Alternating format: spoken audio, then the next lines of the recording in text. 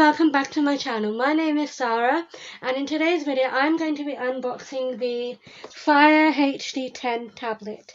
But before we do get started, please remember to like, comment and subscribe, and sit back, relax and enjoy my little video. So before we do get started, I just want to say the reason why there is tape on the box here is because there was a little pull tab that you had to pull to open up the box, and my nephew actually pulled that off, but I just put tape on it because I didn't want to open it until I did the unboxing video, so I wanted to open it on camera with you guys.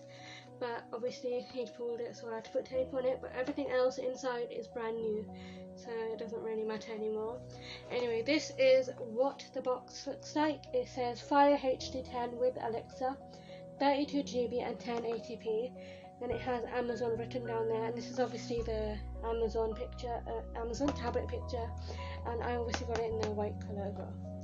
And on the back it says 10.1 HD display, micro SD card slot, up to 512GB, octa-core processor, dual band AC Wi-Fi, front and rear cameras and Dolby speakers.